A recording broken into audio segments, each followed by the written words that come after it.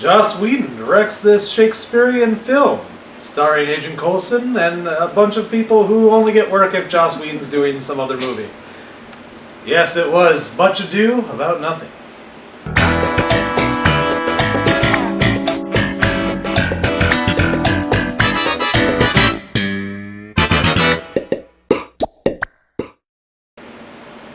I'm Josh Jessen. I'm Brian Haas. And we saw Much Ado About Nothing. And I didn't. And Much Ado About Nothing, Joss Whedon's sort of love project that he's been wanting to do for a long time. He pretty much did it at his house with a bunch of people that he's worked with before, put it together, and they did it over, I think, about a period of like 6 days, maybe a little bit more, something like that. And that's what it was. I mean, it's a Shakespearean film, and they do play it off like a very, what's the word I'm thinking of? Like theater. It's a very theatrical, well, it's Shakespeare, they do it very theatrical. They don't do like we're in films where you have people talking like Brian, being like, Brian, how you doing? I'm talking to you, Brian, we're filming it because we know there's cameras right here and they're filming our every word. In this movie, they do very much the stage speak. They talk very loudly, they do the exaggerated motions that you're taught to do in theater, which kind of makes it a little nuanced film. It's a very interesting way that he filmed it, with the style of it. It's all in black and white. That's another thing that happens. The black and white. Not that there's anything wrong with it. It's kind of an interesting take. I've heard people say they don't like the digital black and white, but I didn't see a problem. It is a very fake black and white. Yes, I'll give them that. I mean, it wasn't a problem for me though. No, I mean it's more of a style choice and not like he was trying to film it on like 8mm, do the whole like underground stuff. Because I mean, he did this in lieu of a wedding anniversary, is what I was reading on the internet. So I mean, ain't nobody got time for that. Yeah. You can't just sit there and like uproot and go like. His wife told him, like, film this movie, and he's like, well, I'm going to get out the crank projector. No, he did it in, like, digital cameras with a bunch of people that he knew he could get on there. And he did it digitally black and white. There's nothing wrong with that. The performances were all, like, I really liked everybody in this movie. I mean, everybody that I've seen in this movie, I've seen in one way or another something Joss Whedon's done.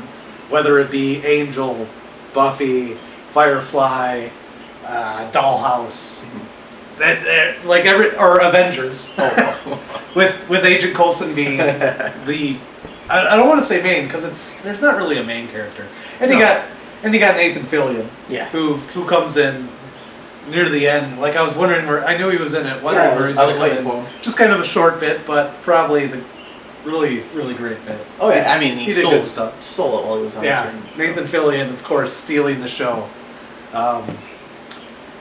But yeah, no, I thought, like, because it was a direct script translation, well, not translation, I don't know what the word is for it. I've been drinking a little bit. But I know there's a word for when you take a script and then you put it into, like, a modern setting and you don't change it. But you at least do something with the sets and, like, the stage actions and, when they plug in their iPod and put on some music and stuff like that. It's kind of that sort of thing where they've modernized it. Maybe that's the word I've been looking for, but I couldn't find.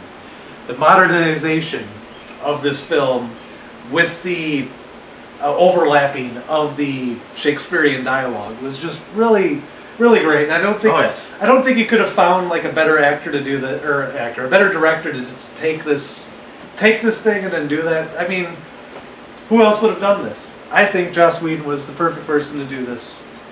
And he did it, and I was glad that he did. Mm-hmm. I'm really upset that they didn't put it like in a mass release theater. I think that was a really stupid choice because the theater we saw it in, the Downer, is not a good theater. It's a theater. It's a Downer. You're supposed to follow me. I'm sorry. It's a Downer. The Downer's gonna hate you guys now. They can dislike this shit all they want. You're not in this review. But I mean, every footstep echoes. Every guy behind us who's like sneeze laughing at every line. The ladies who have to get up and go to the bathroom 30 times. You remember that guy behind us stuff? Oh yeah. Just like when they had that one monologue from Alexis guy who played Wesley. I don't remember his last name. It starts with a D. But that guy, like when he had like that hilarious monologue where every line was just like a, and I was about ready to like break a bottle off and kill a bitch right behind me. Like it was that sort of stuff. Yes, but I think with his coming off the Avengers, they probably Coming off the well, they should have gotten a mass release. Like he deserves it. I'm just wondering if the crowd couldn't have handled it. they could, and I kind of think that's why it was sort of what it was. Yeah. Because Joss Whedon coming off the Avengers, blockbuster movie of the fucking forever. Like, are you gonna? Is the major motion picture people going like, Joss, you're finally commercially acceptable after all these years. We're really happy to have you give us millions of dollars with your work. We're really excited. And he goes, great, all my life I've wanted to do this Shakespeare movie. And they go, oh, yeah. well, you see, the thing is, if we put out a Shakespeare movie, everyone's going to want to go see it because you're Joss Whedon now. And you're really important and famous to superhero movies. And then everyone's going to go, I love Joss Whedon, he did the Avengers, let's see this movie. And then about 5 minutes in, they're all going to walk out going, I don't understand what a hitherto is. And they're all going to leave, and then that kills Joss Whedon's like whole momentum that he got going. And I think that's why. Yeah. Because You can do a wide release. Hey! I'm just adding to help you guys, okay? Off screen.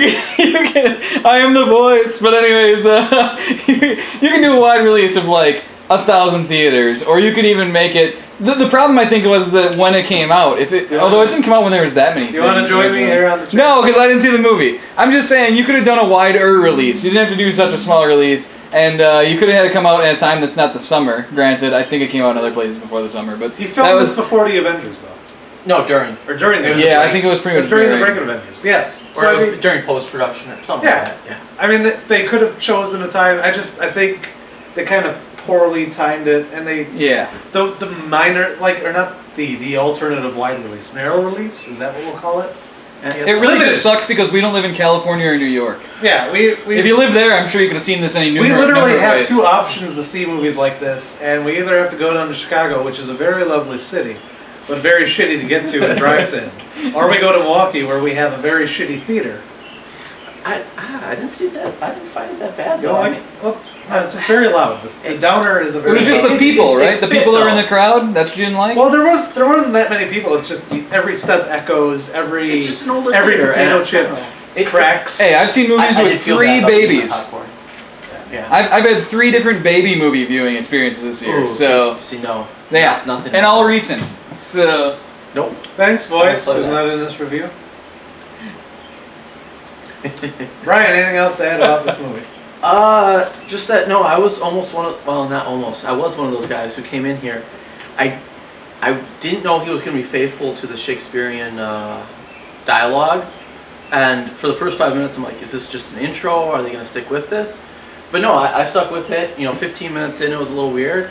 And then you just get used to it, and it's great. Yeah, that's the thing. Yeah. Like I've seen several Shakespearean plays. I think I've even seen this one, to be honest. I don't know. I've seen a lot of Shakespeare stuff done from university productions and just families writing me this stuff in theater and stuff like that. And I've seen a couple movies and stuff like that that are faithful to scripts. Yeah. But it's still, and I've read them, obviously, English class. Everybody in America knows they make you read this shit. But it still took me like a good 15, 20 minutes for my brain to, like, in the first 15, 20 minutes, I'm like, God damn it, I don't know what the hell they're saying. And it still takes like a good 20 minutes for my brain to finally switch over, and I go, all right, I get what I follow it. I get jokes. It's funny, like that's the way Shakespearean dialogue works. Is it's kind of, and I hate that we call it that. To be fair, because I mean it's not, and it is and it isn't. Because I know that's not exactly how they talked back then. It's how they talked on the theater back then. It's just really weird to like kind of readjust your brain to like. And I guess that's a stupid American thing, because I know like Europeans are all like, "What's your second language?" And we're Americans, we're like, my second language is Taco Bell." You know, that sort of thing. Like we don't really do the second language. Europe, everyone knows like English and German, French, German. Like everybody knows another language.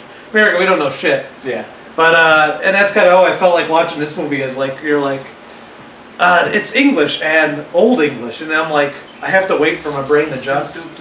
And I felt stupid for not knowing what they were saying, even though they were speaking English. And I'm like, God, I wish I had another taco right now. But that's how I felt. Yeah. Oh no, that's exactly how I feel until I wait that 15 Until minutes. you get that 15 it minutes. clicks, and then I'm for it. I love the play on words, and once you can catch that, And then it's just great. takes that momentary adjust, and then you're getting it, and then you're like, yeah. There's just so much more expression. He just made a vagina joke, but in like weird old and it's not script. just American. Hey, blah, blah, Oh, blah, I like a blah. good dick joke. But yeah, it's And I think that's the best part about Shakespeare. And I mean, that's the reason why I think they still use this shit nowadays. It's not just because it's like classical literature. Because I mean, everything's been played out now. You can take Shakespeare, everything he did, like whatever, he's dead as shit. That was like 125, 30,000 years ago. It was over 50 years ago. Over 50 years ago when Shakespeare got dead as shit.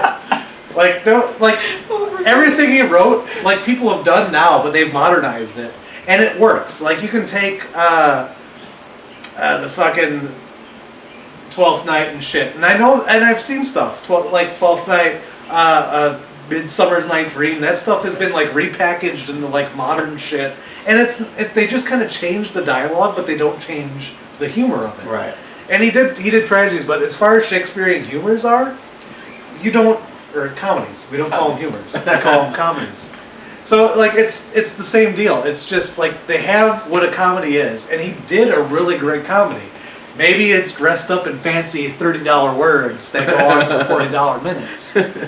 But it's that sort of idea where Joss Whedon really directs it very well, where he takes this, holy crap, it's like a $12 monologue about a dick joke. Basically, it's just a dick joke or a sex joke, and it's funny to us. I mean, it could have been funny if you just went, well, I'm going to plow that matron in her underdark or whatever the hell. I don't know what I'm saying. But he keeps true to the thing, and with the facial expressions and some of the physical humor that they do too, where they just kind of roll it in to they keep true, and it's a dick joke is a dick joke. It's timeless. Let's be honest. You can make a sex joke. You can dress it up in like $30 clothes, put a halter top on it with the corset and the bow in the hair, whatever the hell I'm talking about. But basically, it's a sex joke, and it's still funny regardless. And that's kind of what this movie shows is, with the modern setting, even with the writing, it's good jokes. It's fun. It's a funny movie. I think a lot of people should see this. I know a lot of people can't, because it's not showing wherever you are. If you're in like Dayton, Ohio, good fucking luck. Because I'm pretty sure you're not gonna like drive. If you're in Janesville, Wisconsin. If you're in Janesville, Wisconsin, where they don't have internet, according to Adam Orth. Adam Orth back in the news today. Was he? Yeah. Well, not today. Okay, you go. I just want to say this. Adam Orth's back in the news. He's got a panel he's going to be doing in November about how consumers are ruining the market. About online criticism and the venom that's polluting. Basically, consumers are wrong, and businesses should do whatever they want. I thought this was a movie review. And it is a movie review. It is. So. Or a play. Or a play. It's movie a play. You know, it's the same thing. Joss Whedon was very faithful to theater play, and it's a very amazing film adaptation, considering some of the other film adaptations we've seen of Shakespearean stuff, or at least we've pretended to see, like Shakespeare in Love. Nobody saw that. Wait, what's the other one? Romeo and Juliet. Everyone's seen Romeo and Juliet. Especially the one with Leonardo DiCaprio. Yeah. Because that one was fucking balls. Holy shit. Cat to my boy.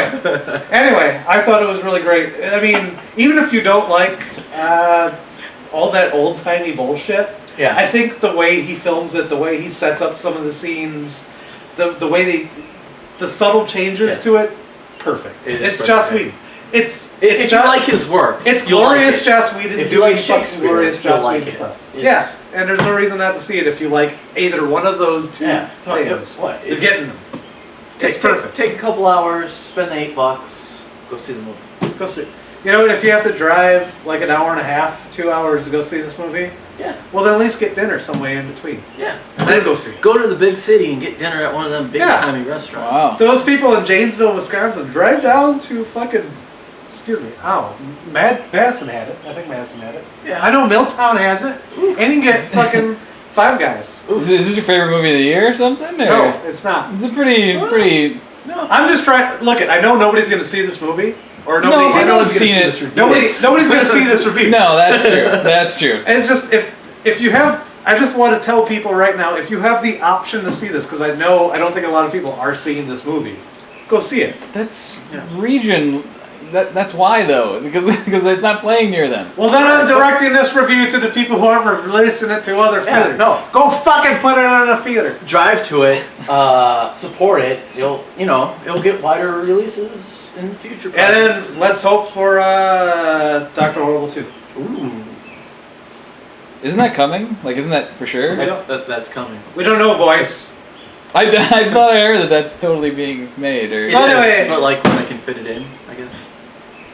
You recommend this highly? 2 thumbs up. I recommend it highly. I'm Josh Jessen, Brian Haas. and this has been a review about Less Ado About Nothing from Resisting Boredom. Until then, you mean Much Ado About Nothing? I have no idea. Much Ado About Much Nothing. Ado About Nothing. Until then, enjoy finding your own ways to resist boredom. Because you probably can't find a way to watch this movie.